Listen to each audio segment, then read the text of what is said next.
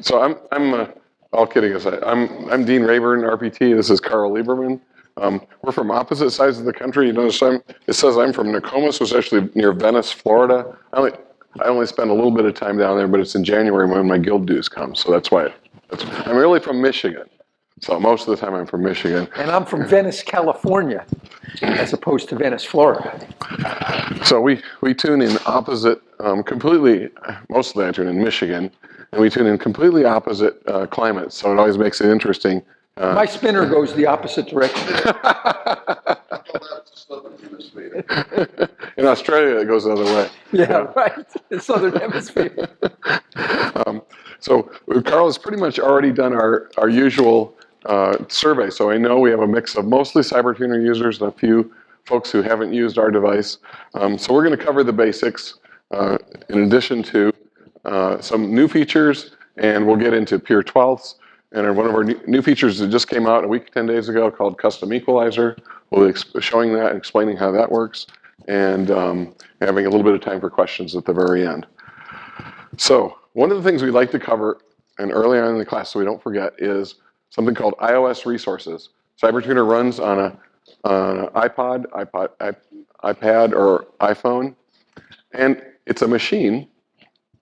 You might not think of it as a computer or machine, but it is, and it's got resources. It has a CPU, it has a graphics processing unit, it has memory, and CyberTuner needs a lot of those resources to tune really well and really accurately and show you a good spinner. One of the problems is if you have 2 or 5 or 20 or 50 or 100 apps running in the background, CyberTuner can't do its normal really good job. So how do we get rid of those other apps?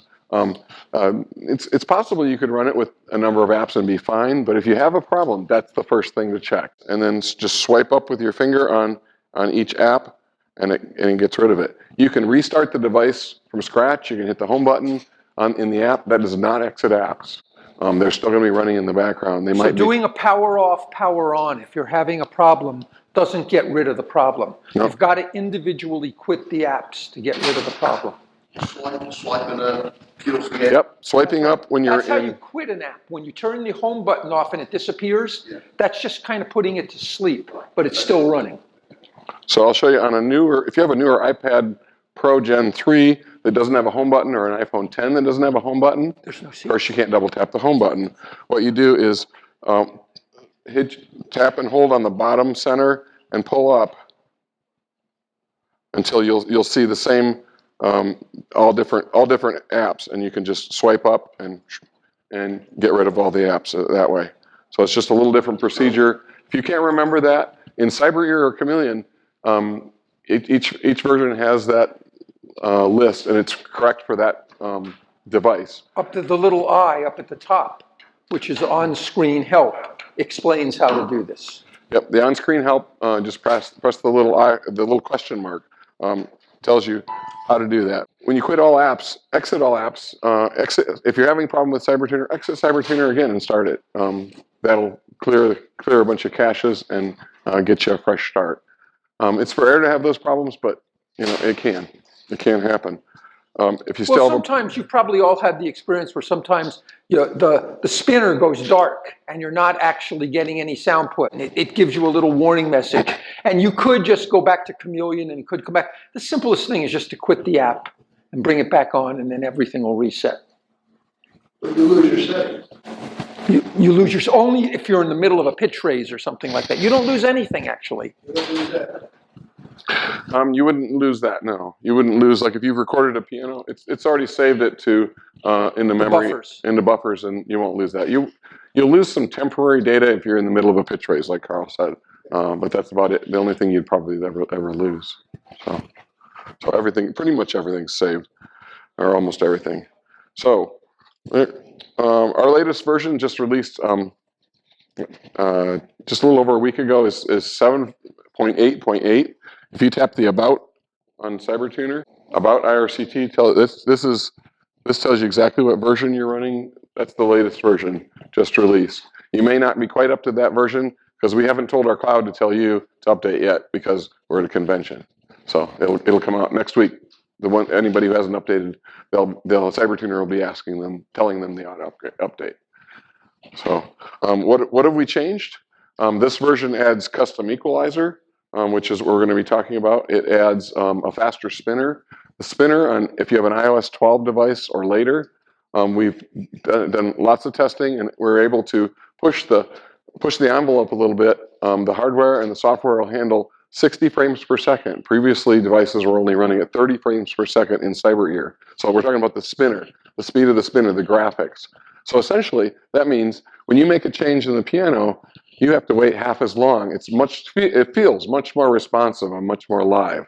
So unfortunately, we can never get to true real time because it's always going to take a few microseconds or milliseconds for things and to also process. we don't want to be in real time. Realize when you first hit the string, it distorts and it all goes sharp with the attack. And then it settles down and there's a bunch of noise and then you get some sustain. You sort of want to wait a quarter of a second. We take time frames, we take time shots of the string, and then we average them together. But you want to wait a little while before you start doing that. And you do that with your ear. I know there are some people like Ron Nossaman who are big believers on tuning on the attack. Okay, I'm not one of them. I tune on the sustain.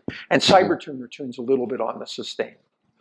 So, and our biggest feature in this version is called custom equalizer. This is on iPad only. If you look for it on your iPhone or iPod Touch, it won't be there because it takes your full screen. So we're going to talk about that, and we're going to mix it together. Why don't we? Why don't I start by talking about the one thing? All of you who are using it, how many people who are using CyberTuner use OTSP, Pure 12 tuning, as their default? How many people use other tunings other than OTSP? So you do. You do. Okay. Okay. So pretty much everyone in the room, I'm preaching to the converted here, to the choir, about OTSP. We obviously believe in it. We did a lot to create it. I'd like to talk about why it's so special. Of course, it sounds good.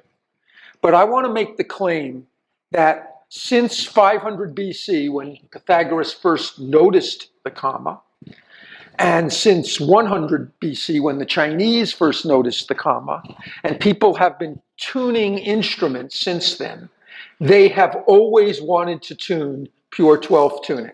They just didn't know it, and they didn't know how to do it. But once you get what OTSP is doing, what Pure 12 tuning is doing, this is what mean tone, just tone, equal temperament, all of the things that people have done for 2,500 years, they really wanted to do Pure 12 tuning. They just didn't know how to do it. Why do I say that? We all understand the comma of Pythagoras. You can have pure octaves or pure fifths, but you can't have both.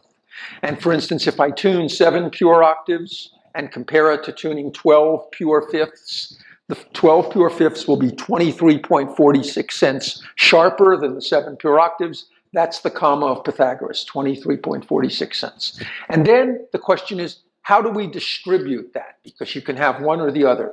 Normal equal temperament, forget all of the intermediary, just tone, intonation, and all of those, forget those.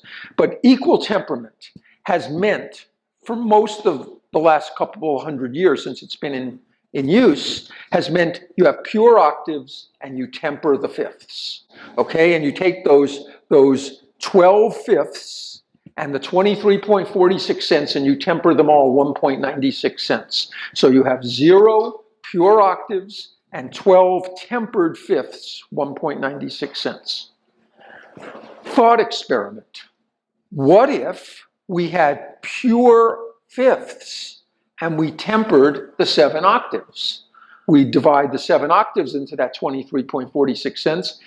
All of the octaves would be 3.35 cents wide. We'd have pure fifths, and sometimes people advocate, I'm for pure fifth tuning. Well, they think they're for pure fifth tuning, but if you really did pure fifth tuning, the octaves would sound so terrible that people would complain. So they're fudging. They think they're doing pure fifth tuning. But the bottom line is you'd have very wide octaves and very pure fifths. What if we could split the difference? What if we could put half the error on the fifths and half the error on the octaves? We now have 19 intervals, into the 23.46 cents. It would be 1.23 cents. In other words, we'd expand our octaves by 1.23 cents, a little more than zero, but a lot less than 3.35. And we'd contract our fifths, not by 1.96, but by 1.23 cents. We'd split the difference. We'd make the octaves a little wider, we'd make the fifths a little cleaner, and look at what happens when you stack a pure 12 fifth, in other words, a 1.23 cent contracted fifth, let's say C4 to G4, and then add the octave G4 to G5 with plus 1.23 cents. You have a minus 1.23 fifth and a plus 1.23 octave, and it gives you a 0 12th. That's the magic of pure 12 tuning. It's not just pure 12ths where we're running around and doing 3 1/12ths everywhere. These are very specific 12ths. These are 12ths divided such that the octaves and the fifths are beating at the same rate. And I think that's the whole point of pure 12ths. It's not just the 12ths, it's the fact, and this is the most important thing, two things. The octaves and the fifths are beating at a certain rate, and that rate is exactly the same. I'll say that again. The octaves and the fifths are beating at exactly the same rate. It doesn't actually matter exactly what that rate is, because it varies, because our pure 12th implementation goes on top of inharmonicity, so it varies a little bit from theoretical, but it's smooth and it's the same. In the same part of the piano, the fifths are going to sound exactly like the octaves. And so what happens is you get this consonant, beautiful sound on the whole piano, because when you take pure 12ths, fifths and octaves, both beating exactly the same, you end up with a really neat sound. Well, it cleans up a lot of noise. First of all, 12ths are in almost every chord, major, minor chord, 12ths are everywhere. So if you clean those up, you've cleaned up stuff. But then if the fifths are beating at one rate and the octaves are beating at the other rate, you now have two beat rates kind of in the background and all of the overlapping harmonics. But if they both beat at the same rate, it kind of cleans up a whole bunch of background chatter. So our argument is, for a number of reasons, pure 12th tuning is magical. Okay, and look at all of us within the last couple of years have settled on using it. I think it's kind of won people over. And if you listen to it, you say, wow, it really does sound better. And I use it 100% of the time at this point. I sometimes, a question right there. So I say that a lot of tuning using OTS 3 and 4, whatever it might be. If I now go back to those statements, do I have to? You have to resample the pianos. Yes, you have to. The samples exist in the buffer for when you sample them. And the next piano you sample overwrites over those samples. Those samples are gone. So if you, for instance, wanted to have an OTSP tuning for a piano and an OTS3 tuning and an OTS7 tuning, when you've sampled the piano and the samples are active, calculate all of those tunings. Once you sample another piano, you can no longer have access to those samples. So for your pianos that you have an OTS3 tuning, and I'm going to talk about how they differ a little bit later. It's not that they're that different, but you probably need to resample those pianos and create an OTSP tuning for it. If you store the piano tunings in memory, yes, you refer back to how you avoid having to resample. Oh, you can always. And in fact, I'm a big believer in I work on a lot of pianos that I work on the same pianos over and over again. And so I've sampled those pianos, I have a good tuning for them, and I believe even if it made a better tuning to sample them every day, the day that I'm going to tune them, but I don't think it does. But even if it did, I would say don't do that, because the most important thing in tuning is stability. You want to put the exact same tuning on the piano over and over and over again. You don't want to, every time you introduce a change, small as it is, you've made the piano less stable. Well, that's true for Carl, because Carl tunes in piano heaven, where the humidity is constant almost all year. And I don't. I tune in the other place, the other end of the spectrum. This also starts with H. So humidity in the wintertime in Michigan is 15%, and in the summertime it's 115%.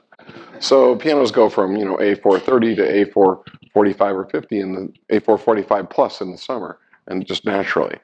So for Kyle doing that, that's great. He should do that. I do that if I'm tuning for a concert piano where I'm tuning it in multiple days right after one after another. I do the same thing as him. But for everything else, in my situation, I want to resample the piano for Mrs. Jones' Yamaha C3 because 6 months ago when I tuned it, the humidity instead of it being 100% was 30% or 20%. And so that'll affect how the samples work. That actually affects the inharmonicity. The soundboard introduces or infers a little inharmonicity into the strings and into the, it affects it. The wood affects the inharmonicity and the moisture content. So for me, tuning in Michigan, I want to resample those pianos unless I'm tuning the next day or the next week. I would suggest, and he's of course right, but there's a hybrid solution to this. You know, in other words, if I have pianos where I'm tuning during, for us, the very dry Santa Anas or during the summer where it's more, make 2 tuning records, have a summer record and have a winter record. That's what my son Nate does. And then you can reuse. And now, by the way, Chameleon saves the date that the tuning was created. So you can see if it was a summer tuning or... Yeah, my son Nate, who does more tuning than I do now, does that exact thing. He records the humidity and records that in the record. He records what time of year he tuned it. For me, I don't tune as many pianos as he does, so I'm just going to record every time. So I'm going to get it right every time. And that 2 minutes that it takes to... I don't have time to do that. I have that 2 minutes, and it's not a problem because I don't tune as many pianos as you and Nate. So just to put some closure on the pure 12s. We treat pure 12s just like we used to treat all the other octave tuning styles. And by that I mean, when you pick an octave tuning style, be it pure 12th or OTS4 or whatever, that's a global stretch that you're putting on the piano. Okay? One of the things we're going to talk about when we talk about CEQ is it's going to allow you to go in and individually edit the stretch octave by octave. Okay? Now, in 99+ % of the time, no one cares to do that. But as you're going to see when we show it to you, it's a great teaching tool. It's a great research tool. You can learn a lot by looking at how the different octaves interact and how changing one affects the other. But you're actually not going to use this to tune. Very, very few people are actually going to use this. But the point I want to make is that so that every octave tuning style puts a global stretch on the tuning. But we used to do this with OTS3 or OTS7, and we still do it with OTSP. There's an extra additional amount of stretch that's either subtracted or added in the top and the bottom octave based on how big the piano is, how bad the inharmonicity is, and we're going to actually look at some examples of this, and I'll show you how it works. So in other words, what Carl's saying is our implementation of pure 12ths is real pure 12ths in the middle 5 octaves of the piano. The top octave and the bottom octave are kind of special cases, and we do something special in those because sometimes pure 12ths works great there, and sometimes it doesn't. So, and we obviously want the piano to sound great in all 7 octaves. So we're gonna go over what happens in those top and bottom octaves. So why don't you introduce CEQ? So CEQ is on iPad. If you have the latest version, then you can tap the advanced button at the very top, go down and tap custom equalizer, and hit done. And then you're going to automatically see a little button appears. Calculate gets a little smaller. And you're going to see a custom EQ button. Now remember, this will not show up on your iPod. This will not show up on your iPad. This iPhone. We've written an iPad native version. This is not just the iPhone version that runs on an iPad. This is regular size. Any size, any of the iPad Pro 3. Okay, any iPad. We need enough screen size to display what we're about to show you. It just doesn't work on an iPhone. So I'm actually just using it on an iPad mini, which is the smallest iPad. So, but it'll run also on the great big 12.9 one and everything in between. But it does need an iPad. And you can see why when I tap the custom EQ button, we have all this information and we have, we have 7 sliders and to display, and it's just a little too much for an iPhone. So let's take a look at what's going on here. So when you open up custom equalizer, we have the old classic 1 through 9 octave tuning styles, but we also have pure 12th tuning style. So this is one of the most useful things about custom equalizer is you can tweak or see how pure 12th is working internally. So here's the and it's rather simple in a way. The little thumb on the slider is right at the 3-1. 3-1 is the partial matching for pure 12ths. This is a 12th. This is a 12th, and a 12th. So we have 12ths down here, and so on. Right there, 12ths. And let me just say, like everything, these are smart 12ths. In other words, when I finish tuning, I play all the 12ths in the middle of the piano, and they sound really clean. But they're not absolutely perfect. They're almost perfect, because CyberTuner, behind the scenes, is looking at how are the thirds, how are the fourths, how are the fifths, how are the sixths affected. And it wants to balance all the intervals, so it might cheat a little from an absolutely perfect 12th. It might take a smidgen away to make all the other intervals better. It's not just a slave that goes, we do perfect 12ths and that's all we do. That's like our priority, but we also are blending all the other intervals. So in the low bass, CyberTuner is going to do something a little different than pure 12ths on some pianos, because the problem is you can't really think about how you'd turn a 12th in the lowest octave from A0 to E1. up to E1. Well, there's almost no fundamental on E1, so you can't really tune a 3-1 12th. You could probably tune a 6-2, and most pianos tune a 12. Be 12-4, sorry. And we do 12-4s on the big Bosendorfers, actually. Yeah, it's not pointed here. It's just confused me for a second. It's not here. It's not listed here, but I'll show you where it is on larger pianos. So CyberTuner chooses the right, normally in a smaller piano, 6-2, and it splits it between the 6-1 and 6-2. So a 6-1 is in the 12th family, but it's, instead of an octave and a fifth, it's 2 octaves and a fifth. How many people listen? How many people in the low bass listen to 19ths, 2 octaves and a fifth, and just listen to them? Yeah, there you go. So it's a great interval to listen to. Very important interval. So CyberTuner's splitting the difference in this tuning. It splits the difference between the 6-2 12th and the 6-1 19th. It's actually favoring, and you can see it's a little closer to the 6-2 12th.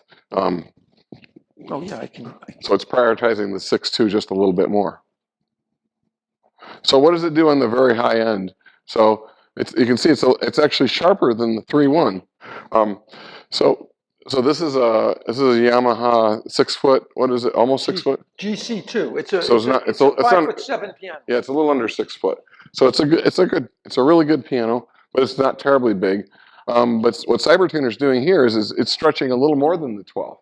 Okay, what it's using is the 19th. 2 octaves and a fifth. In addition, it's doing the 2. It's splitting the difference. A third of the way, actually. It's actually a third of the way between the 3-1 and the 6-1. Right, and it depends on how big the piano is, how much how inharmonic it is. It uses an algorithm behind the scenes to come out with a reasonable position for that. And it also doesn't want it to go crazy. You don't want to hear a 60 or 70 cents on a piano like this. So we can look at the graph that is calculated, which might mean more. So it's a fair amount, but it's low 40s or mid 40s on C8 for this piano. It's a lot of stretch for this. It's a lot of stretch for a Yamaha. It's not outrageous. But it's not outrageous. But let's say you disagree with the decision CyberTuner made on the top end with custom equalizer. You can actually have absolutely pure 12ths on the top end. It's real easy to obtain. You take the slider and you move it down to right next to the 3-1, calculate again, and there you go. So that's absolutely, your 12ths are going to be pure all the way to the top, and it's going to ignore the double octave fifths. So there's a really neat use for a custom equalizer. Occasionally we hear people that want less stretch on a certain piano, or regularly they want less stretch with pure 12ths. With custom equalizer, you can have your pure 12ths. Leave that up there if you would for a second. Okay. I'm just going to interject. Put the graph up if you would, please. How many of you, when you hit calculate and you calculate a tuning, how many of you see the graph? You have it so that the graph comes up. Okay. It's a good idea. It's a good idea, but I'd like to make a small digression and talk about how to make sense of this graph. Okay, let's go back and show them how to get the graph. Go back to the advanced button in Chameleon, And it's real simple. Let's go down and hit the name and save. I have show graph turned on. Okay. Turn on name and save if you would. Turn on name and save too. If you ever have trouble saving a tuning, you go, I can't, I always save my tunings. I can't save my tunings. This switch, that name and save switch, reverted to off. Just go into the advanced preferences and restore it. You usually get that call when somebody buys a new machine and they set up CyberTuner for the first time and they go, oh, it doesn't name and save. Well, they just need to turn that option on. Okay. The option is off by default, but it's easy to turn on. Okay. Okay. Hit calculate, and then it goes, since he turned the graph on, show graph, after he hits calculate, it goes. I'd like to say a few things about this. The bad news about using an ETD like CyberTuner is it uses different partials in different octaves of the piano. And there are discontinuities. Sometimes it's using the fundamentals, it's blue. Sometimes it's using the second partial. Sometimes the third, the fourth, the fifth, the seventh. And so every time there's a jump, there's some form of discontinuity. You know, if you're tuning orally, you're listening to the same stuff all the time, and there aren't these breaks. That would be advantage oral as opposed to advantage ETD. This is one of the small limitations. So the question is, when we switch from one partial to the next, is it a smooth transition or is it a jumpy transition? If it's a jumpy transition, then really right at that note where we switched focusing on this partial to another, there could be an irregularity in the beat speeds of different intervals. How do we know? We look at the slope of the curve, of these curves as they come together. How parallel are they? Look at how parallel this is to this. It's very similar. And how parallel 2 is to 3. And 3 is to 4. And 4 is pretty parallel to 5. And 5 is pretty parallel to 7. This piano, it's a very well-scaled piano, it's a Yamaha, has very smooth transitions. So I wouldn't expect, in other words, if where 2 became 1, if I were listening to 13ths, I was listening to an octave and a sixth, and I was playing the beat rates, okay?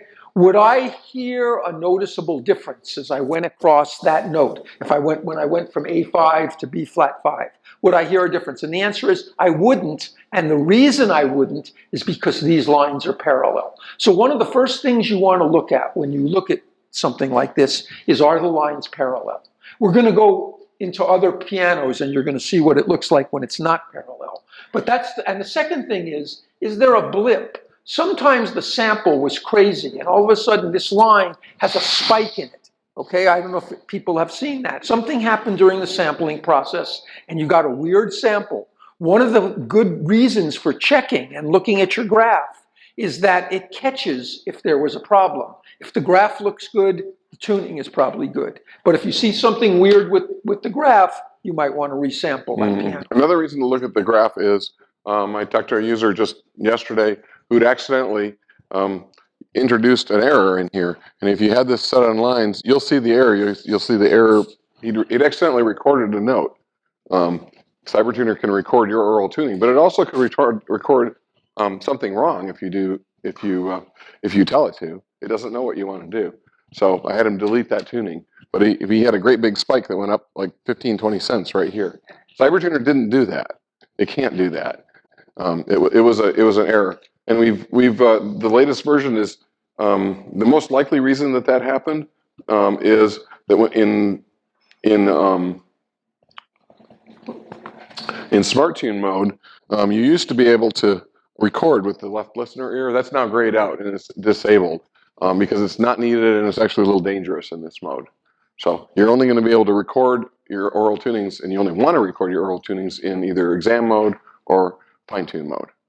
So that's another reason to look at that graph before you tune. If you should, I think everybody should have that graph come up before they tune. It'll be extremely obvious when you see a mistake where you accidentally recorded a note. Dean, would you go back to that graph one more time?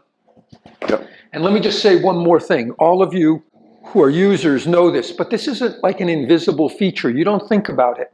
The thing I was going to say, when we get to recording the samples, which we'll do for the new people here and show how we record a tuning, we're listening to 4 partials at a time when we're recording.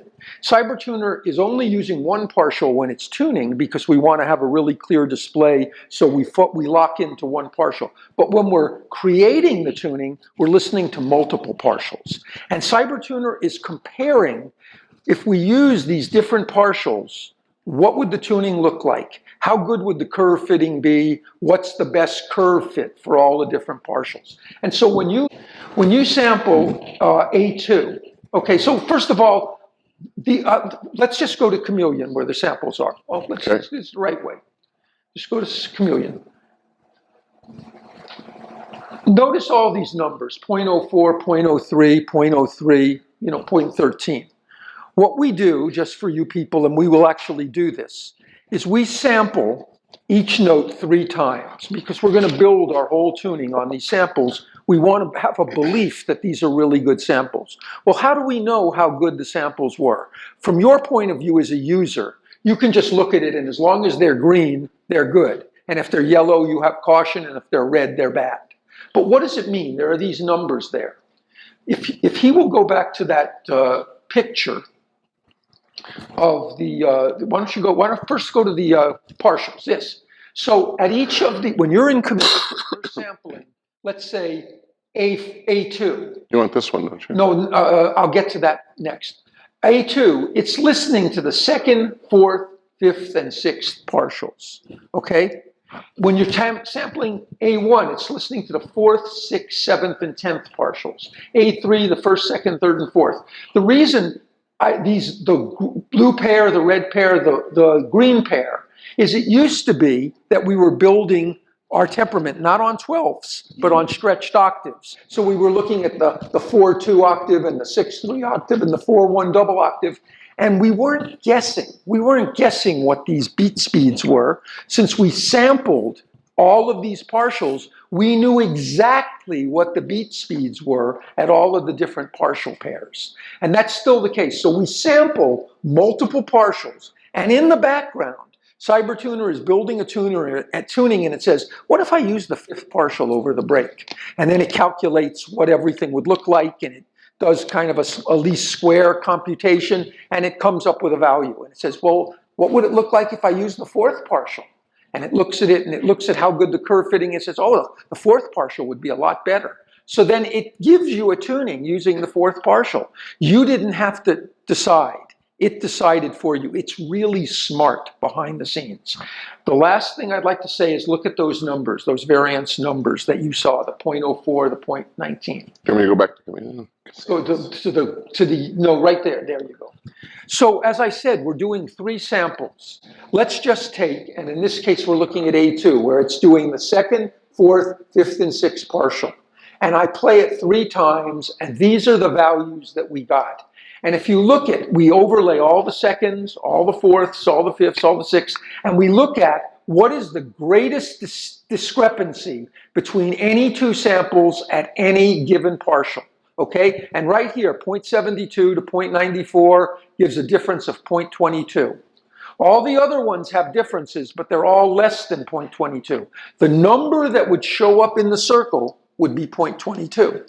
It's the worst discrepancy of any of the 3 samples. And that's not actually too bad. You get a yellow in advanced mode, and you could redo it, and it's probably a good idea to redo it. But even if you left it at 0.22, the limit of human hearing is right around, is greater than 0.1 cents and less than 0.2 for a really good tuner after 2 cups of coffee. In perfect conditions. So the limit of human hearing is right around 0.15 to 0.20. It varies with piano tuners. So this is at the limit. And it's not set arbitrarily at 0.20. We have good reason to set it also, notice that the low is 0.72, the high is 0.94, the variance is 0.22. But what it really is plus 0.11 from the midpoint. It's plus or minus 0.11. So really, we're only talking about a 1/10 of a cent variation. Right. It's a half of what the variance number. There's actually more going on than that, so that you don't know about. CyberTuner does a quality control check on every sample, and there might be 28 samples contained in this little piece of data. It does a quality control sample on it, quality control on every one of those samples, and then weights them all when it averages them together. So if they're a real shaky sample or iffy sample, it knows several parameters, and that's why it almost always comes out with good samples. Even with mediocre samples, you'll still probably get a good tuning. Now, go back to Chameleon if you would. So remember I said to you, if you get green samples, don't waste your time trying to get better. People might look at these numbers and they go, oh, 0.04, 0.03, 0.03, that's good, 0.13. Maybe I should sample it again and get a lower number, okay? That's a complete waste of your time. As I've said, it's plus or minus 0.065, but it's beyond human hearing. You're not going to get a better tuning if you got a better sample. But something we can learn from these samples, they're all really nice low numbers. When you play a note on this piano, well, terrible Unison, you know, the note is pretty clean and has sustain. Those numbers tell you a lot about the boundary conditions at the agraph and at the back, proximal bridge pin. If those are really solid boundaries, you get really low numbers. Good, well-prepped pianos give low numbers when you're sampling them. Funky pianos, and you hear it. When you sample a piano and all you can get is 0.34, and you can't get better than 0.34, if you'll actually just listen to it, you'll hear that tone is waving.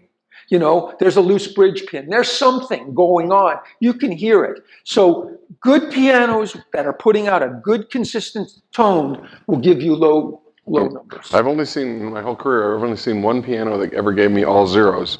Wow. It was a Mason & Hamlin double C 9-foot grand. Wow. So it was an older one, but almost every time it would give me all zeros. It was just. I've never had It was, that. yeah, it was amazing. Question. False beats affect the sample? And not really very much. It'll pretty much average them out and do the best it can.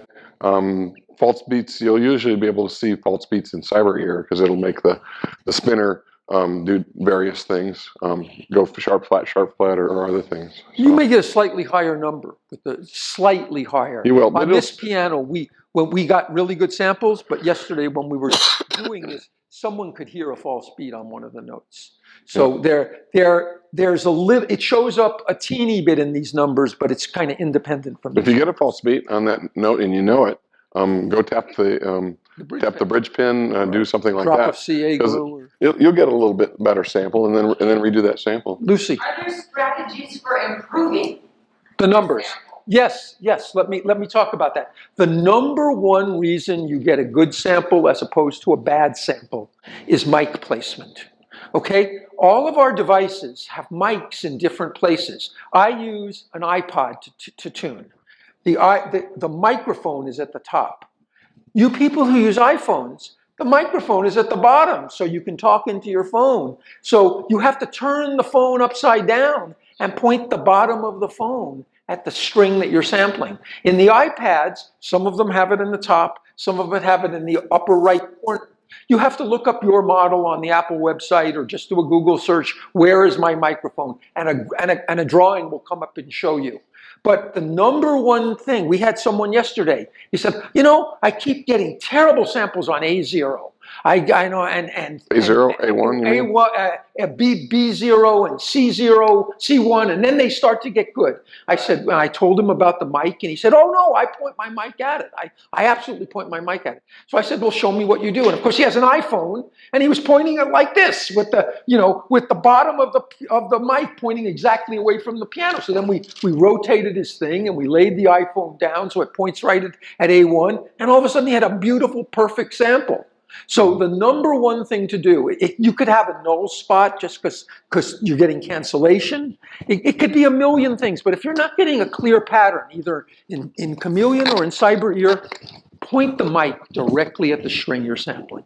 Okay? Is there a distance correlation? Not really. If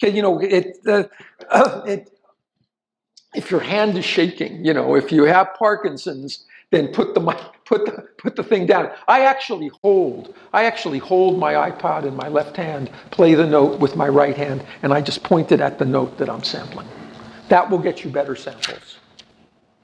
Okay. So I usually tune with my iPad mini, but I have my iPhone as a backup. So I'm usually tuning with our CyberStand, which is kind of a neat option. And then I'm tuning, I have no problem with signal and all because I mostly tune grands and I'm sitting it back in the tuning pins and the mic's tuning down and the sound's coming reasonably from down. Or I'm using another prop to put it way back into the piano. So I'm getting good signal no matter what.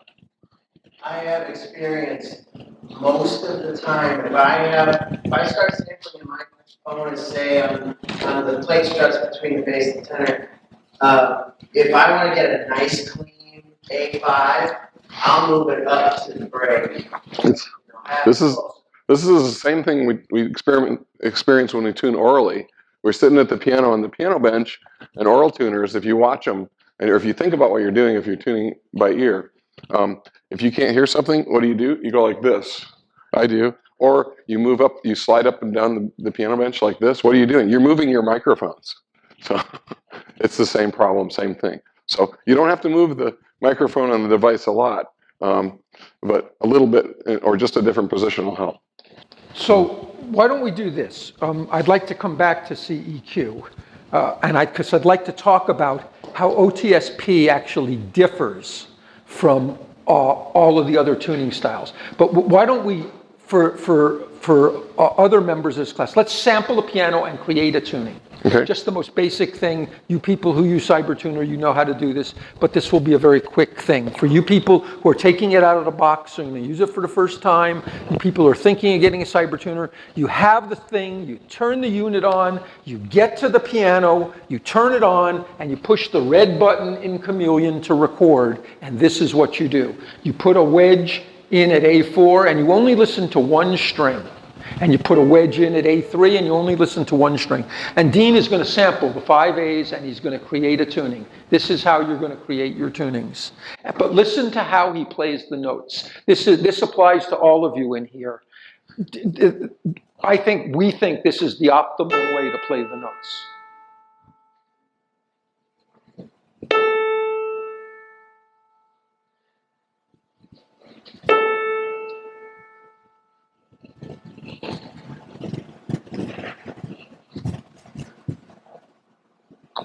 We're a little short on mutes, so.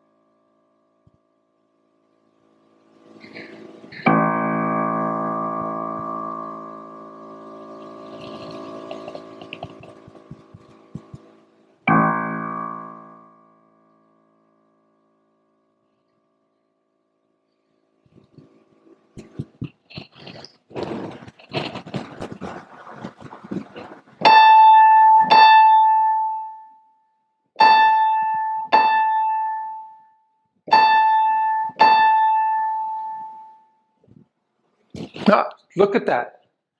Look at where his iPad is. Look at where that was a lousy sample. Reposition your iPads. Yep, that's all I need to do normally. Whoops. And yeah, play it multiple times, yeah. He touches the A5. Yeah, this is...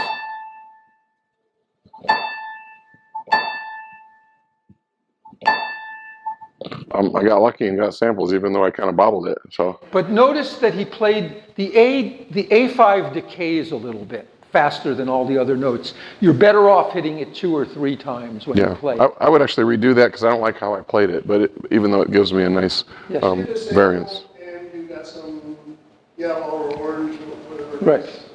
Into the sample. How is it going to reflect in the overall tuning. Well, in other words, look, that number before was 0.4. So that was plus or minus 0.2. That's going to be an audible. That's going to be an audible It might difference be. in the tuning. It's your data that you're basing all your tuning calculations on. It needs to be reliable. And if it's yellow or red there, you can't count on it. It might not be reliable. It might actually produce an okay tuning, but I wouldn't trust it. I would If it's try red, to. you can never accept I wouldn't trust it if it's red. If it's yellow, Accept red. give it 1 or 2 more tries. There are pianos out there that just can't produce good samples. They're going to give you a yellow on 1 or more notes, and after 1 or 2 tries on that note, you just give up and go with it. And I'm going to bet you 10 cents at least that it's a poor quality piano, or there's something wrong with that note, one or the other. Dave. Sometimes when I get a bad sample that I can't clear by moving the mute around and trying different strings and stuff, I'll pluck the string not too far from the strike point, and it'll clear. It doesn't always, but almost always clears, and then I get a good sample. I'd only use that as a last resort because it's not playing the piano like it is when you're playing music and when you're tuning it. But if you get a lower variance with that, it's okay. So Yeah, it's not my first choice. You can use a credit card as a guitar pick. If you have a guitar pick, great, but you can use a credit card. Yes. So, Dean, on that A5, when you resampled it, the spinner started spinning for you. Right, he's going to resample it because even though it shows a low variance, it's probably not a good sample. That happens every time I resample A5. I just wait for that to calculate. Right. Yeah, I'd rather resample that because I kind of bobbled things there. And my problem is this is my mute. I have 1 mute, so it's a little piece of damper. So it does work. But I have to hold it on there. It's a trichord damper.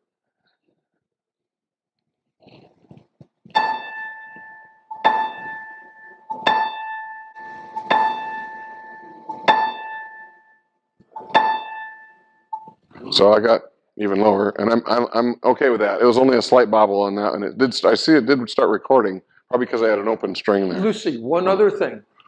When you are recording, you can help yourself out.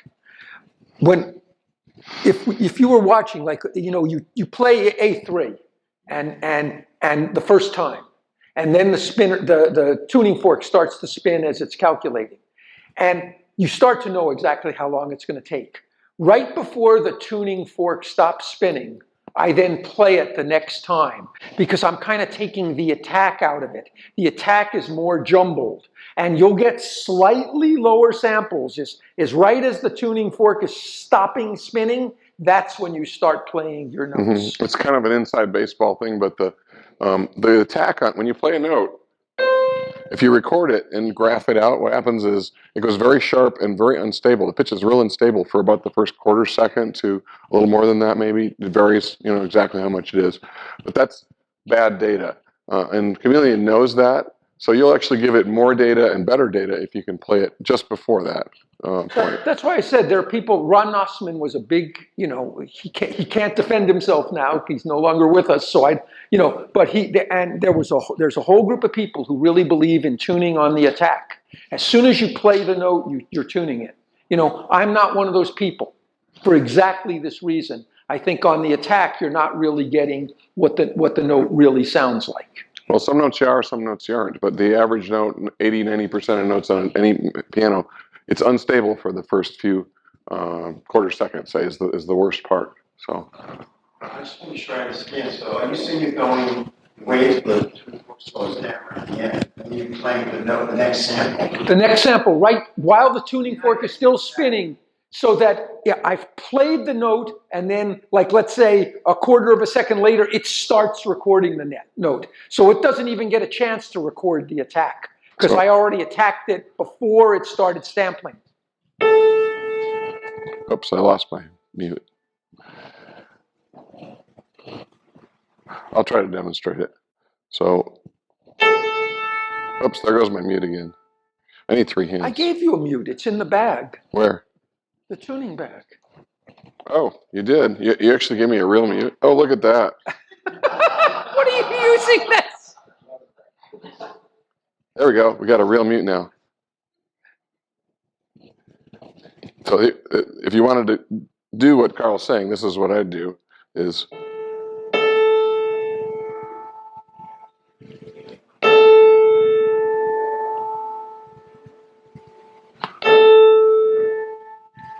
so I'm kind of leading it a little bit, just a little bit, and you'll often get better samples. Sometimes you might not. So Well, you started talking. You started yeah, talking. and I'm talking with him doing it, and my first sample wasn't done very well. So Brings up, don't talk, or hopefully, you're talking. yeah, That's exactly right. That's the time to shut up. You know, when you're talking with the customer and you're schmoozing, you say, listen, use it to your advantage. I need real silence right at this for the next 90 seconds. I absolutely love it when the customer asks me if it's okay if they vacuum when I tune. So I tell them, sure, it's just fine as long as you don't mind if your piano sounds just a little bit like a vacuum.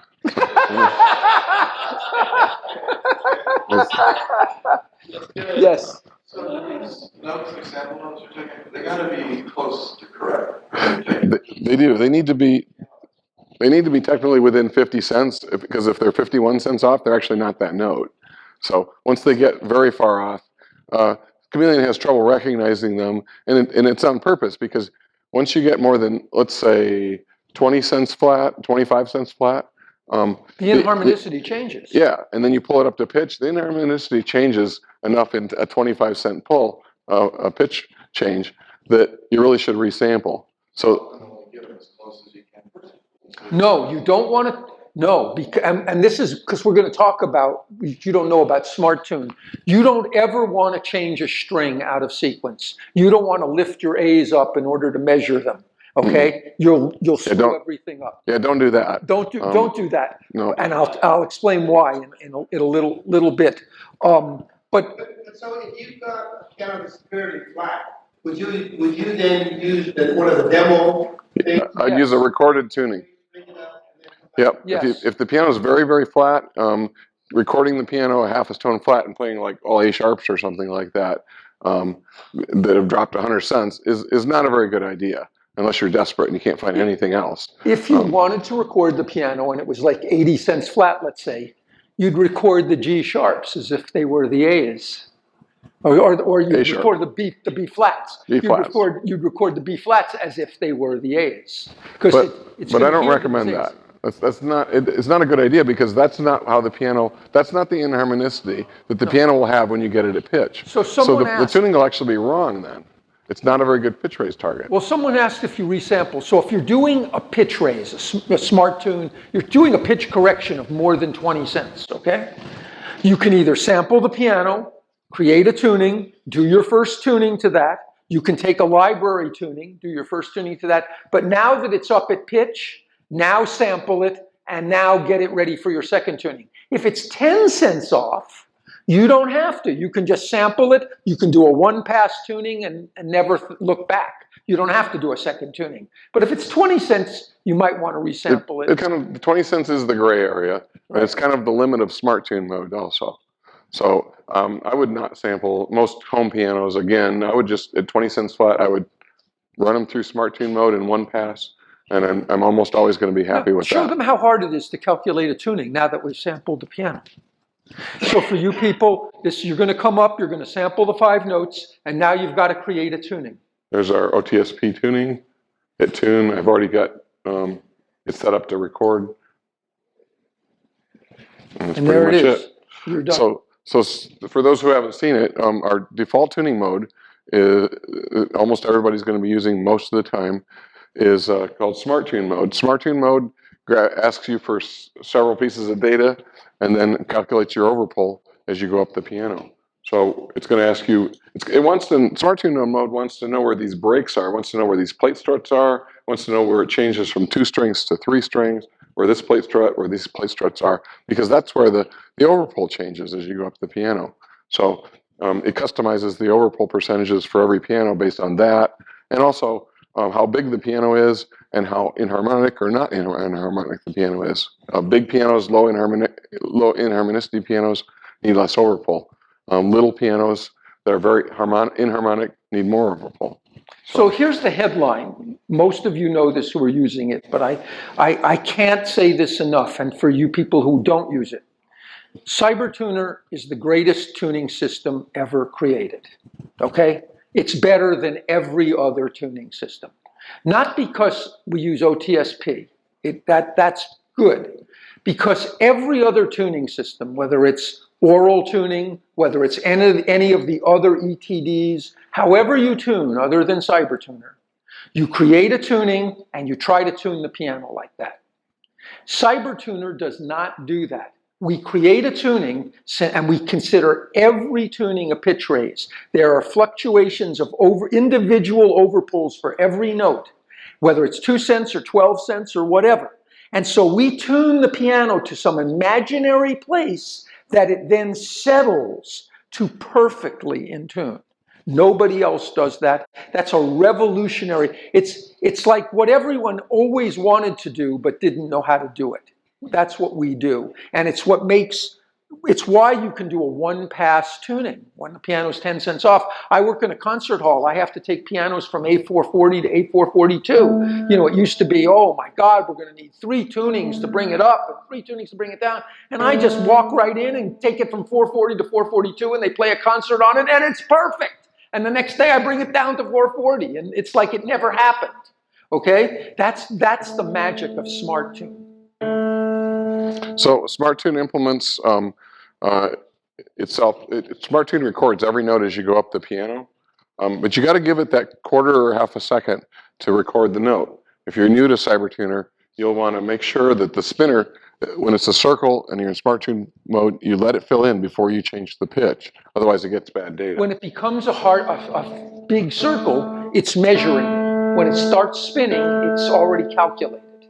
So, and when the blue box there called overpull tells you the original pitch was almost 3 cents flat, and it's calculated an overpull at 0.41 cents sharp. So it's tuning at 0.41 cents sharper than where it really should be, and it's going to settle to 0. It's going to settle to perfect.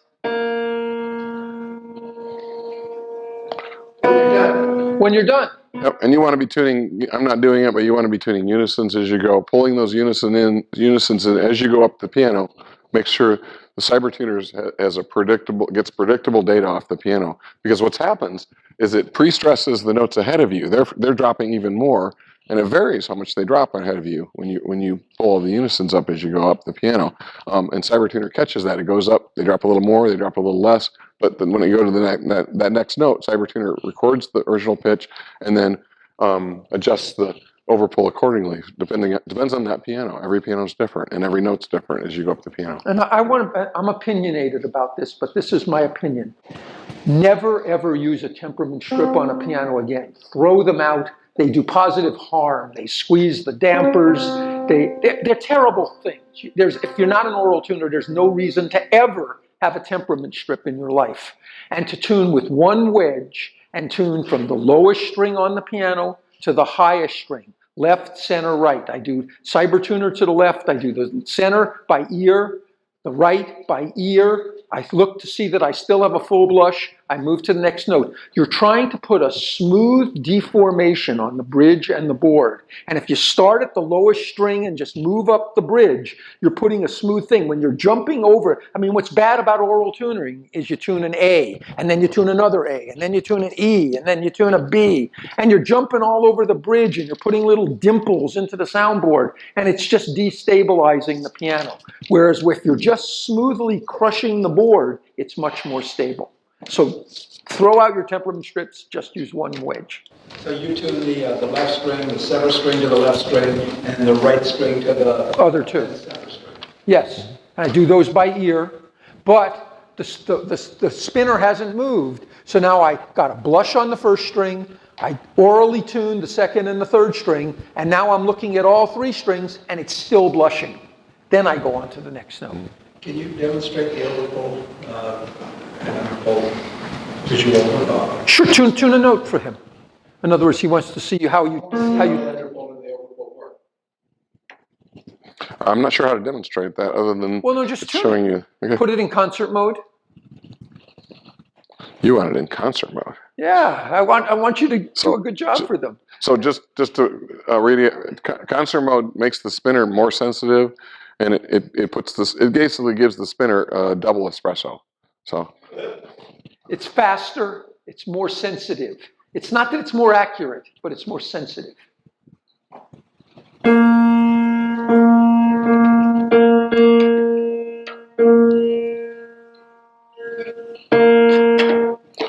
With this tuning hammer, I got to put the lid up. I'll do it. I got it.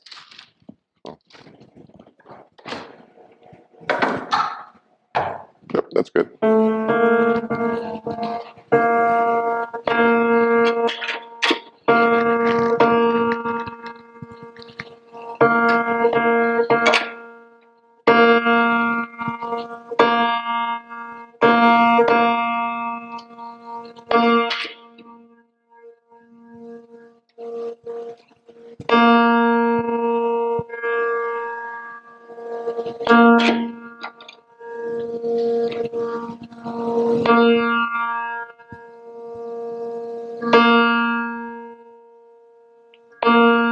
You see what I mean? Now that he did the whole unison, it's still blushing. I mean, that's a really good unison he just did.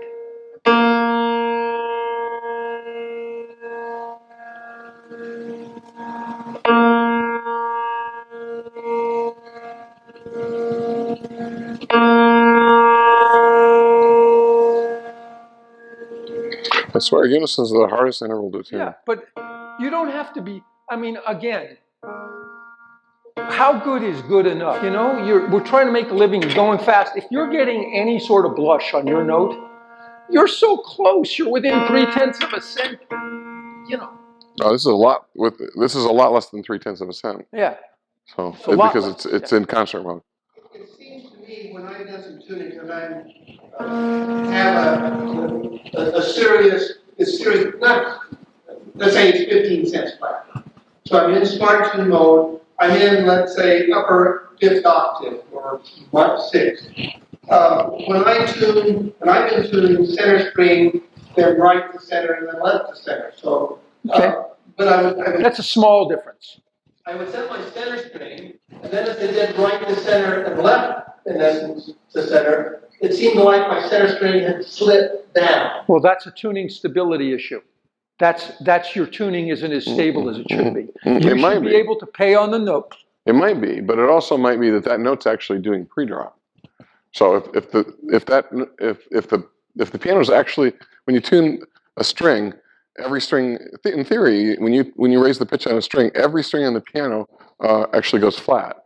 But of course, not measurably. The notes within a few notes go flat measurably, and especially the strings right next to the one you're tuning go flat. Well, on a unison, it's still possible.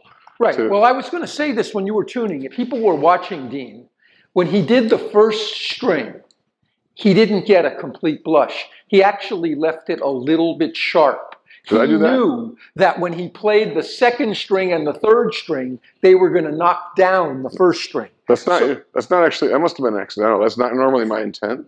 You were slightly on the sharp side of that first I might string. have been, but that wasn't my intent.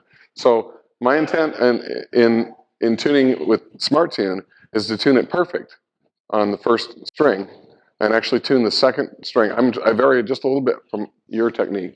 I want the second and third string to give me a perfect unison. And even if it drops just a hair from the blush. From the blush. I'm probably still going to have a blush, but it's probably going to be rotating to the left a little bit. And I'm okay with that.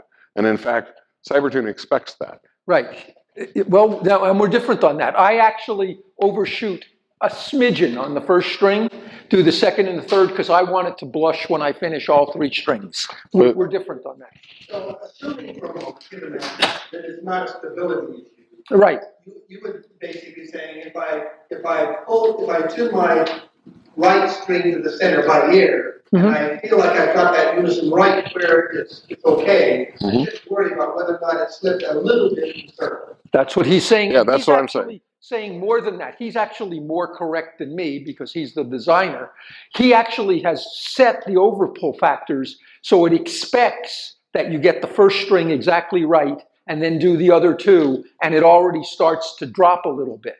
CyberTuner actually expects the way you tune and the way he tunes. It doesn't expect the way I tune. And one of the consequences of that is I usually end up a little bit sharper.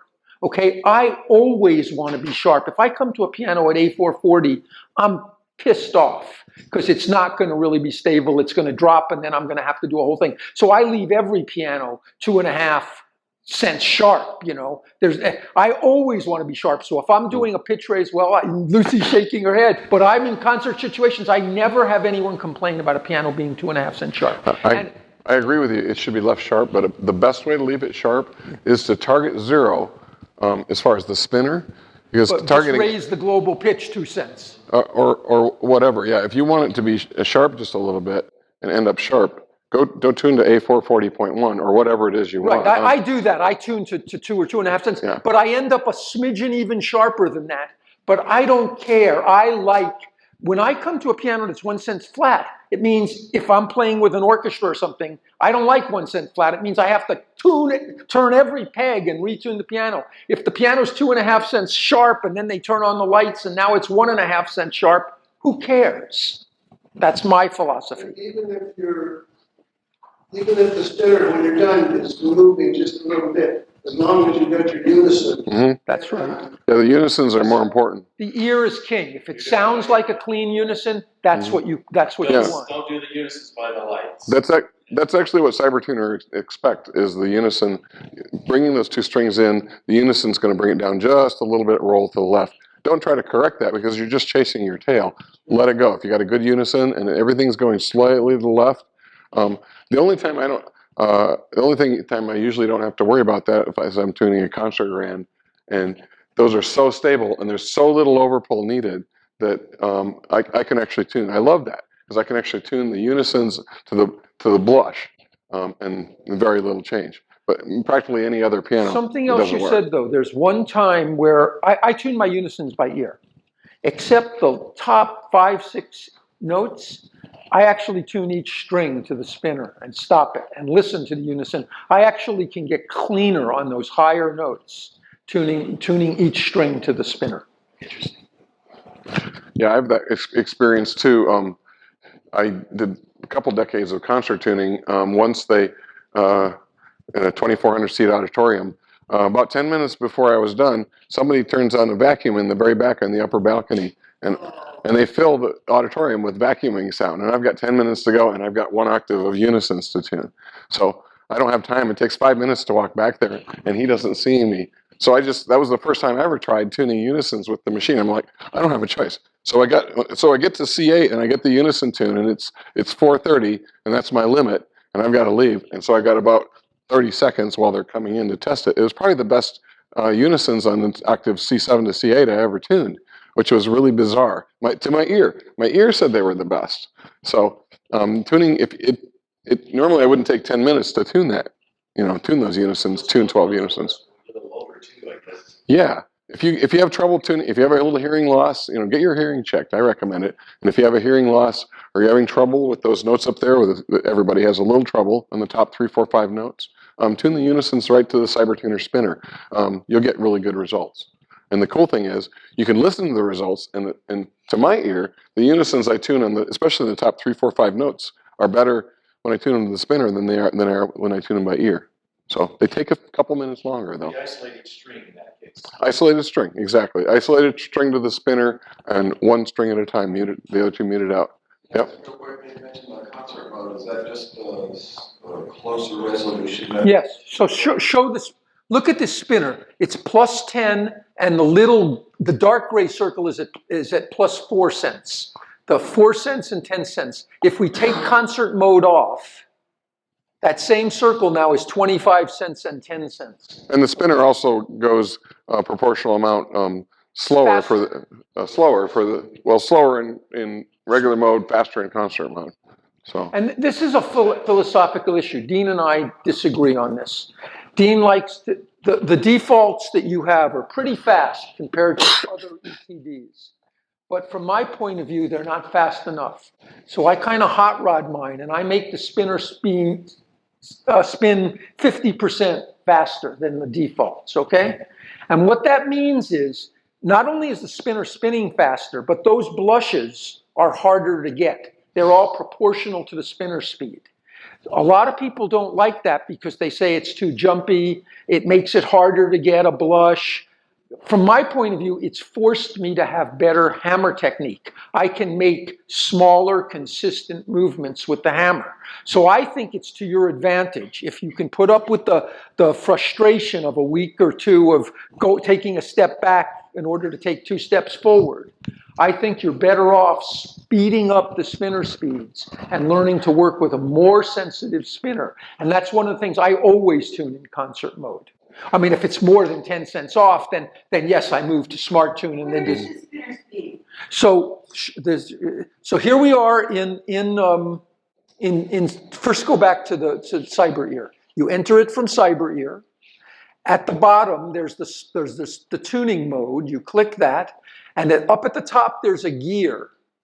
You see that gear up at the upper right here? Right. Let me get my. You can see the spinner speed. Where's your little pointer there? Yeah, exactly. Right. There's the gear. No, point at the actual spinner speed right there. The actual right. spinner speed is right there. Right. And if I click. Now, he has that set for 1.7. I have it set for 0.8 cents per revolution. But now in concert, it went from 1.7 to 1. Not quite twice as fast. But it's pretty fast. I would have it at 0.8. And I have the same spinner speed in every mode, in fine tune, smart tune, pitch raise, all of them. Because I like to get I have an ear, eye, hand feedback loop that I'm used to by having the spinner at a certain speed. And so the spinner is always at that speed. What Dean has done for your defaults that most of you are seeing, when you're doing a more fine tuning, the spinner speed is faster. When you're doing a pitch correction tuning, the spinner speed is slower because you don't have to be as accurate. My claim is I want to be just as accurate in smart tune as I am in concert fine tune. So it's just something to think about. You can go into that spinner up here and click this, and you can change these speeds. So now click the spinner. So I'd like just to comment on that. I don't necessarily disagree with Carl. Carl's right for his group of pianos and his venues that he tunes for, which are almost all really good pianos, and he's tuning them really often. So if you go to Mrs. Jones, Betsy Ross Spin It, or Kimball Spin It, and try to use concert tune mode, it's not going to work very well. You're just going to be frustrated. Take it off. That piano, and it hasn't been tuned in years and years. That's a total waste of time. And I don't think Carl would disagree with that. No, I don't disagree with that. And I still, by the way, I work on crummy pianos just like all the rest of you. I'm not a prima donna, but I do work on a lot of very good pianos. So you can actually change your spinner speed defaults by hitting the spinner gear up there, and that little control is the entry point to changing a bunch of defaults in Cyber Ear. Like you can, for instance, you can change. Almost everybody shouldn't do this, but they could change the default start tuning mode to something other than smart tune. If you don't do anything but tune pianos that are all within ½ cent and nothing else, you could switch yourself to fine tune mode, for instance. Now go back. But this is something I turn this on. I start in concert mode. Okay, some of you will, some of you won't, but that's one of the areas that I change. So I just turned the advanced controls on, and now I can change. I have the ability to change the spinner speed directly. I can change it to what I can be. I can pretend I'm Carl, and I can change it to 0.8, which is 20% faster. No, it goes to 0.6. Atsundo uses 0.6, or I don't think he uses 0.4, but I think Atsundo uses 0.6. I don't really think anybody uses 0.4. So, yeah. But 0.6, 0.8 is pretty darn fast, and so now, let's see. These are setting the struts. And just an aside, by the way, on setting those struts, the upper strut, first treble strut, second strut, we're naming it for the struts. We're pointing out the struts. All of you look at that. But the struts have nothing to do with what we're doing. It's the void on the bridge underneath the strut. The fact that there's no strings underneath those struts means that the pre-drop and post-drop of the notes are affected, because where it would expect extra tension from the wire being pulled on the bridge, there's nothing. So we're actually taking into account the bridge voids. The controller that says start lowest tenor note. Yes. If you don't want to tune from A0 all the way from the bottom to top, if you want to start in the tenor section and yes. go back, and then go up and do the higher. Equally stable. The bass on most pianos, the bass is fairly independent from the rest. The bass bridge is pretty far back on the soundboard. It's not crushing the excursion of the soundboard very much, so it has very little effect on the long bridge. So if you want to start on the lowest note of the long bridge, and then sequentially go all the way up to C8, and then start at the highest bass note and tune descendingly. And why would someone do this? You know, when I was an oral tuner, I used to like to listen to my chromatic descending tenths or my chromatic descending major 17ths or whatever. So if you like to listen as you tune, that's a very good way to do it, is to start on the lowest note of the tenor note. And then, you know, I personally, at this point, I've tuned so much, I don't listen to what I tune when I tune. I listen very carefully to every tuning. I play lots of oral tests when I'm done, but not until I finished every string. So if you're going to do that, you need to click that button that says start on lowest tenor note. Correct. That's to keep exactly. the thing from being confused. That's correct. And I know that that's what you're going to do. That's right. No, that's not that what it. No, that's Start not on what lowest. that is. No, that's what that means is when you start CyberEar, right. Instead of starting on A0, it'll start at the lowest tenor note. So, so I don't need to click that button in order. No, you could just. No, you could bypass that button. That button is just the default. It's what your default is when you turn. Yeah, on. these are all defaults, and if you like to always start right in this note, whatever this note is, you've told it, you can do that and tune up, pitch raise, and if you want to tune down from there, CyberTuner will do the trailing averages to the right instead of the left. It automatically detects whether you're going right to left or left to right. So remember this, just so you know this. CyberTuner in Smart Tune mode. What if you have, you know, you're coming to a piano and one string just kind of let go, and when you come to it, it's way, way off. It's 100 cents flat. It's going to really screw up your averages if it measures that string. What CyberTuner does is it buffers that error by taking the 6 strings, the 6 notes before, and doing a weighted average of the notes. The earlier notes are worth less than the present note, but it basically attenuates the false information from one bad string. And if you do it in a different direction, CyberTuner knows to do it in a different direction. That's where you might want to tell it to use that as a default, because it knows to average from the right. Would it know just by itself if you started at B2 and just started going down? Yeah. It would know to do it. It would. Okay? Yeah. So you don't even have to do that ever. It's just a convenience. These are just defaults for when you start CyberEar, what's going to happen. So it's going to start in Smart Tune.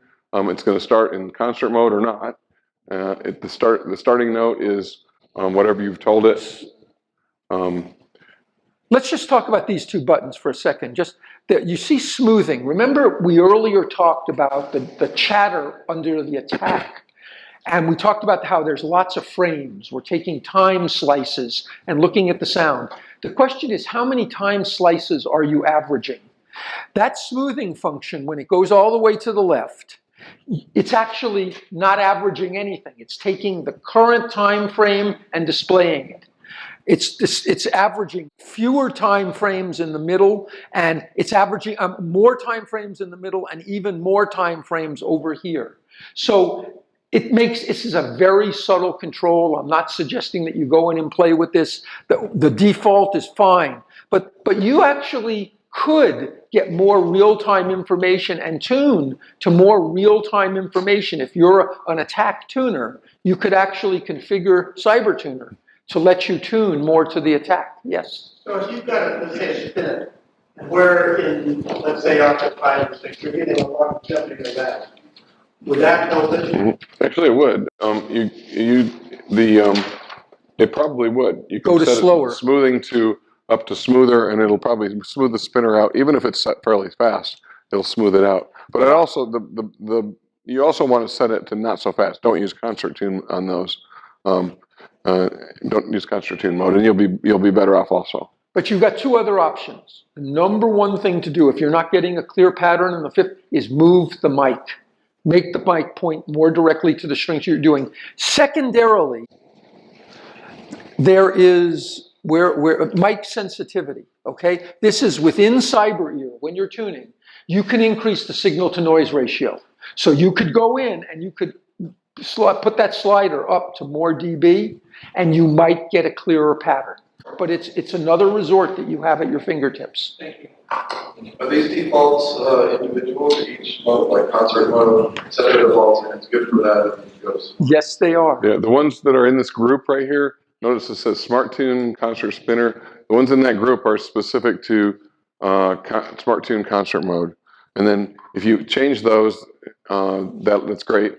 But if you want them in fine tune mode, for instance, you'd have to change them in that mode. It won't change them in fine tune mode. Like for instance, this So is not, there's separate settings in all the different tuning modes. I've changed all my colors, okay? There's nothing great about it, but I have them color grouped. So I have Smart Tune in that orange, but I have Concert Smart Tune in kind of a whitish of that same hue of orange. The same thing in Fine Tune, I have yellow and I have a whitish yellow. So just by looking at the color, I automatically know what mode or whether I'm in concert mode. Yes? Can you go back to the CyberTuner view? Yes. So in the section, okay, just to the right under the overpull, where it tells you about how flat or sharp and how much you should overpull it. Yes. Occasionally when I'm working with it, sometimes that square is red. Yeah, that means it is actually. It means you hit the maximum. There's a maximum overpull in cents, not a percentage, but cents, and it's a safety to try to keep you from breaking strings. Yeah. And yes, that's it's kind of pinkish red, but and you can adjust. If you think I don't break strings, we've got it conservative. It turns pinkish red so that you don't break strings, okay? But if you're solid, you can change the overpull caps. So there's an overpull cap for the bass, and then there's one for the treble. The overpull cap for the bass is much more conservative. It's defaults to 7 cents, and the overpull cap for the treble in Smart Tune mode is 20 cents. It's trying to keep you from breaking strings, but if you want to allow it more than that, you can adjust those up, for instance. And then you won't see the pink, and then you'll get a more accurate Smart Tune tuning. And if you do that, it's only going to save it for one tuning, and then it'll go away. So you want to hit the save, and notice the little blue pointers went up to where you just adjusted it to. And I can hit the reset and take it back to the defaults if I want. Yes. I usually use the concert mode on the Smart Tune, and a lot of times, especially up in the treble, if it does reach that, if you reach your limit mark, the spinner stops. It doesn't record any more data, and it just defaults where it was the last strings before. It's probably not doing that actually. It's hit like the 20 cents limit, and then it goes to the next note, and it's probably hitting the limit also. So it's set to 20 cents also. That's It's right. staying there because it's at the limit, not because it's not recording new data. Yeah, it is actually recording data. New data, but the new data also just takes it to the limit. Yeah, and you can adjust that limit if you're tuning on really new pianos or really pianos that have been restrung. They're really good. They're not going to break strings. Then set that up to a little bit. And if you're tuning old pianos with lots of broken strings, leave it where it is, or set it a little lower. They used to be at 10 and 30, and then we lowered them to 7 and 20. And it's like a lot of things, doing an extra pass, annoying as it is better than replacing a string. Yeah, absolutely, absolutely. And notice you can also adjust. Different piano tuners need more or less overpull. We've noticed, and the basic difference is their tuning habits are different. Their hammer technique is different, so that ends up varying how much overpull they need slightly. Some need slightly more, some need slightly less. If you find that your Smart Tune always ends up just a teeny bit flat, or it ends up just a teeny bit sharp, you can adjust that right here. Adjust your overpull. If you find out you always end up just a teeny bit flat, adjust your overpull to like +1 or +2. +2 is probably the best thing to start with. See if that fixes it. If it's too much, bring it back to +1. What it does is it changes all the overpulls by 1 percentage point or 2 percentage points. And then, of course, you want to hit save, and then that's your new default. But look at this. This is actually a very interesting thing. The default for underpull is -2 cents. In other words, and the default for overpull is 0 cents. Percent. It's actually percent. Percent. Yeah, it's adjusting the overpull or underpull by 2%. Right, but the default, why don't we hit reset here? I just want to show them that this is what all of you are working. You don't realize that underpull and overpull are different. In other words, doing a pitch raise is different than doing a pitch lowering. The main reason being, when you do a pitch raise, there's extra tension on the bridge and it's sinking with the extra tension. When you do a pitch lower, you push it down and it's rebounding against the tension of the strings, so it doesn't rebound as much. There's an asymmetry between pitch raising and pitch lowering. So we actually take that into account. It's pretty consistent. We did a lot of beta testing on this with different people, seeing the readings we got, and it's about 2% more reactive in a pitch raise situation than it is in a pitch lower situation. I'm pretty sure the hammer technique has an effect on that. So It does. of course, different tuners are going to have different effects on whether they need -2 there or not, and you can adjust it to your tastes. So to whatever matches your tuning style. Can I do something? We have 3 minutes to go. Can I just throw it open to Q&A if anyone has any questions? We'll do that. It's save and reset. Yep. So reset goes back to default. Yeah, reset sets everything in that area to factory default, and saves all of them. Yeah. Just for that tuning. No, for forever. When you've hit save, you've changed your defaults. Save will save them until you change them to something else. So it allows you to customize CyberTuner to match your tuning technique and style and everything. Dean, would you go to Chameleon and go to the OTS Pure at the top, and how many of you even know about these sliders, the high treble and the low bass adjust? How many people have never seen these? So the simplest way to customize a tuning, if you've created an OTSP tuning and you look at it and you say, wow, it's a Steinway D, I'm working at concert hall, I want it up around +55, it only came out to +45, I want to juice the top. Just go into that high treble adjust, move it over +3, something like that, and you'll kick it up 10 cents, okay? Talking about stretch here. In the top octave, stretch in the top octave, and it'll feather it in from A6 up to the top. But if you want to have a little more treble or bass in the lowest octave we're talking about here, the simplest way to just adjust those octaves are with these two sliders. So this is kind of a micro version of custom equalizer, and it's much simpler and more accessible. So if you're stretching the bass, you move it in the opposite direction, right? No, low just the bus that's the amount of stretch is what it is, not the value of in cents. So if you want more stretch, you move it to plus. So yeah, more stretches to the right, less stretches to the left. Yes. So. You can do it on the. Well, you have to recalculate the tuning. In other words, the samples are there, you created your tuning. Your tuning, in the middle of your tuning, you say, you know what, I really want more stretch. You can go back, change this slider, recalculate the tuning, go back to where you were, and there you are. You mentioned Steinway. It's interesting. A lot of people prefer going like to OST 7 and push the stretch a lot. And you're thinking the larger the piano, the less inharmonicity it should have, and yet it sounds better to stretch them. Well, that's because Steinways there are all pianos, and then there are Steinways. Steinways are different in kind. They're quirky, they're crazy, and that's what makes them great. And they just need more stretch. They just need more stretch than all other pianos. Yes. Yeah. Because the harmonics, it's a very steep inharmonicity curve on Steinway. But it is steeper, and they're not low inharmonicity pianos like Yamaha's, but they're calibrated and they're designed to go up at a very steady rate, and so that's why they work. So it's a very predictable and steady rate of inharmonicity climb as they go up the curve. So listen, we've reached the end. John, if you have a question? Do you adjust the stretch when you're doing Steinways? No, I use OTSP. I use OTSP on Steinways, and my concert hall Steinways come out to about +52 on C8, and I think that's about perfect. Okay. I don't think Carl and I adjust at all because we like. Well, because we help tweak it so it would sound like this. We have a little bit of advantage because we actually designed it, so it matches how we tune. But that's actually true with all 20 or so of our beta testers. They're all there's a couple that go, oh yeah, it's a little too much, and there's a couple that go a little bit too little, and almost everybody's in the middle, in the Goldilocks area where it's just right. So please fill out your forms, and thank you all very much for coming. Thanks for coming.